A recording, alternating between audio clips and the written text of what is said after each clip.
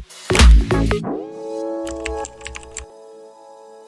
there. I have an Ask Amy question for you that I recently received. It was around toxic positivity.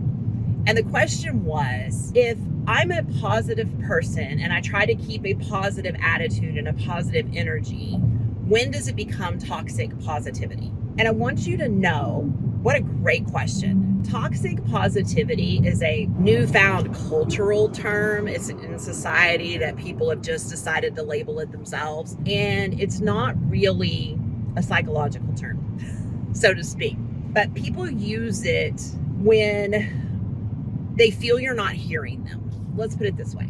You have a friend who's going through something, it's hard, they're telling you the story about it. And if you were to sit there and listen to them, but not really kind of empathize with them or let them feel heard, but you're just saying things like, yeah, just turn that frown upside down. It's going to be okay.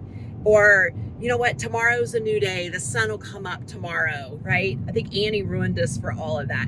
Those things can be true and they're pointing to that mindset. The problem isn't in saying them. The problem is that if the person does not feel that you have responded to them with an empathetic understanding of their situation. So what does that mean?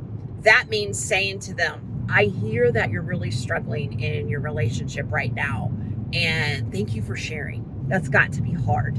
That is understanding where they're at. If you don't know how to do it, here's an easy way. You repeat back to them everything they just said, like a parrot.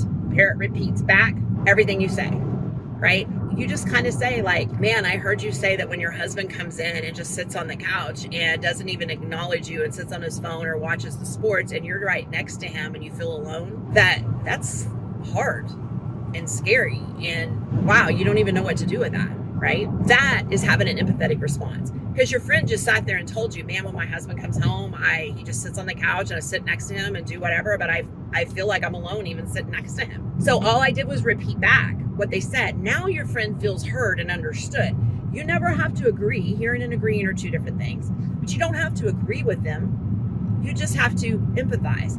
But then you can talk to them about, well, you know what could you do instead? Instead of just sitting there next to them and not getting a response.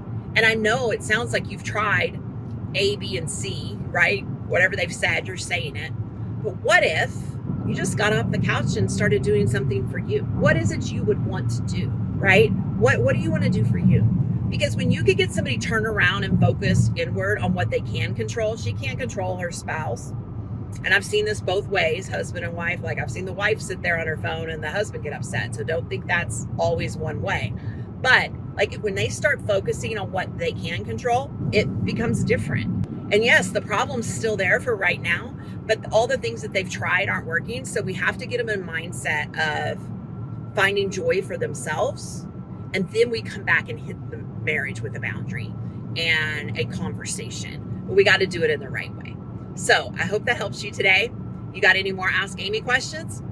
Hit me up in the comments and maybe I'll film yours.